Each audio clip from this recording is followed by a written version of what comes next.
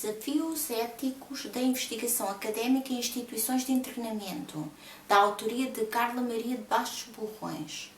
Certo é que desde sempre se assiste à existência de diferentes debates sobre ética, bem como a produção de conhecimento em torno da temática, especialmente o debate acerca do que constitui os desafios éticos da investigação académica. Aqui, como já foi referido, o que nos traz são os desafios éticos da investigação académica em instituições de internamento.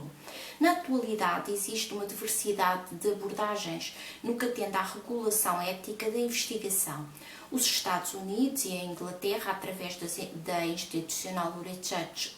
Boards e da Research Ethics Committees, avaliam a adequação ética dos projetos de investigação que envolvem sujeitos humanos. Em Portugal, Espanha, Itália, Holanda, entre outros, a avaliação ética é tendencialmente inexistente, com exceção da investigação financiada por instituições que têm um modelo de regulação, embora atendendo à harmonização de políticas e práticas entre os diversos contextos nacionais da União Europeia, aquela tendência tenha necessariamente que ser esbatida e a regulação da investigação que envolve sujeitos humanos tende a ser universalizante nos modos cientificamente advogados pelas ciências sociais, em geral, despontando uma real reflexão sobre a noção de risco e do princípio do consentimento informado. Falar em ética ou na regulação, na investigação, implica falar na sua origem no Código de Nuremberg de 1947, o qual estabelece um conjunto de princípios éticos para a experimentação humana, criando uma sequência de normas que têm por base os julgamentos de Nuremberg após a Segunda Guerra Mundial, tornando-se, no fundo,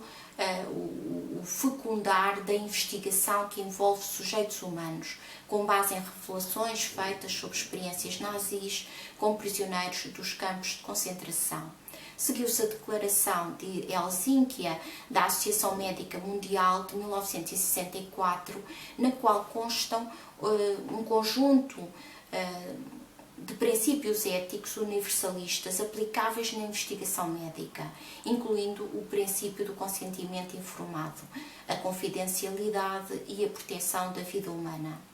O consentimento informado é a condição e prática sine qua non na investigação médica, sendo o modelo regulatório apresentado como modelo para todas as formas de investigação envolvendo sujeitos humanos nas ciências sociais e aparecendo até nos códigos de práticas das organizações profissionais, instituições financiadoras e de investigação científica. A necessidade de regular a investigação que envolve sujeitos humanos tem na origem vários casos de abuso do passado. Um destes casos ocorreu num serviço de saúde pública americano, no qual homens afro-americanos ficaram deliberadamente impedidos de aceder a um tratamento para sífilis para alegadamente melhorar o conhecimento público acerca da história natural da doença.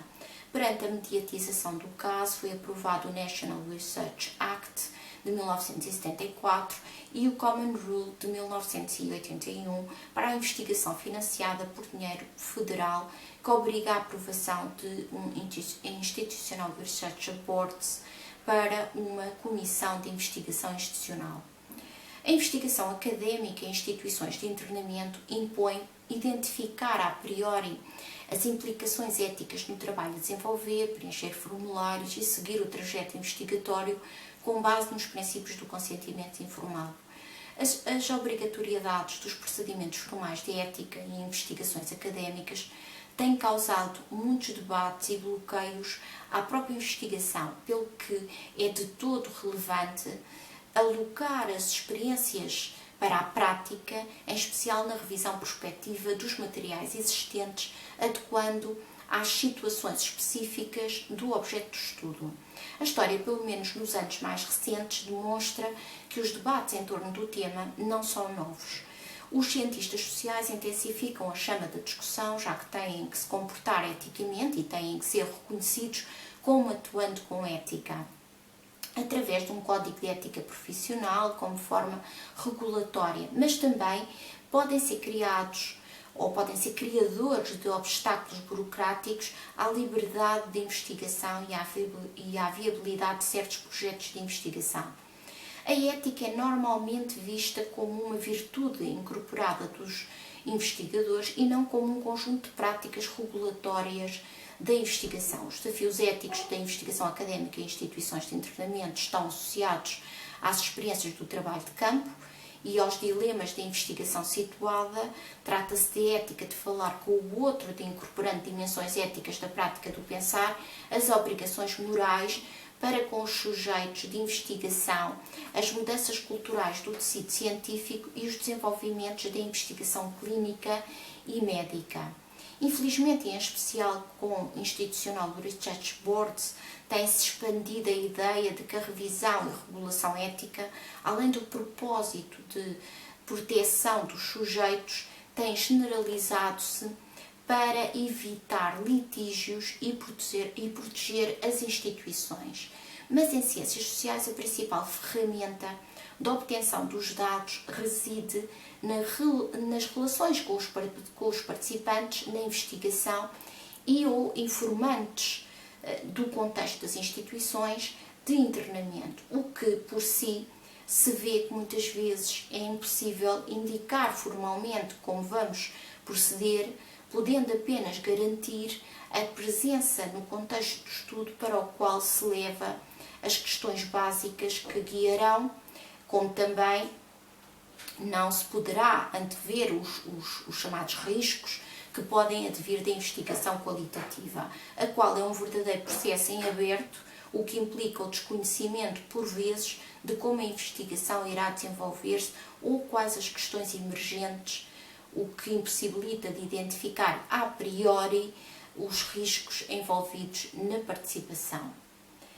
Na investigação social há, de facto, incomensurabilidades dos modelos éticos típicos. Parece que a noção de risco não faz grande sentido, já que a investigação pode ser intrusiva, mas não invasiva e tendencialmente não está associada a danos físicos ou morte. Os riscos sociais são similares, no fundo, aos riscos aceitos como custo de vida numa sociedade livre. Outra questão relevante é a da noção de consentimento informado. O consentimento tenta ser interpretado em termos antecipatórios com base na ideia de que a metodologia e o objeto de investigação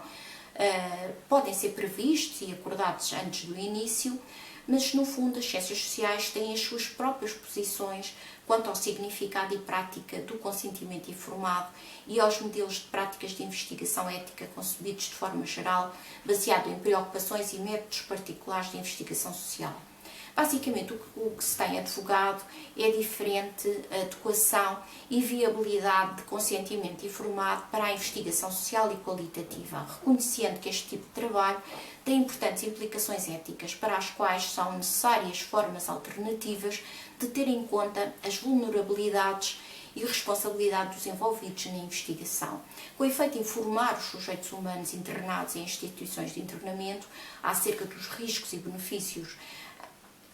em cooperarem na investigação é similar aos riscos e aos benefícios para os demais sujeitos, os quais estão presentes numa interação normal com o estranho. Outro aspecto é o de assegurar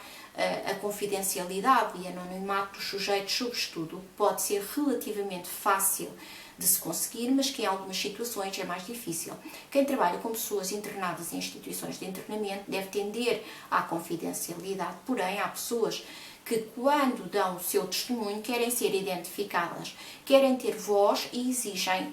que o seu caso apareça identificado.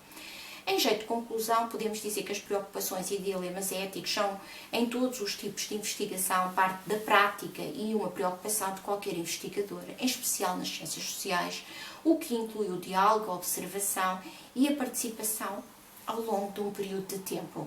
Resta-me agradecer a vossa atenção. Com grande gosto termino a minha intervenção.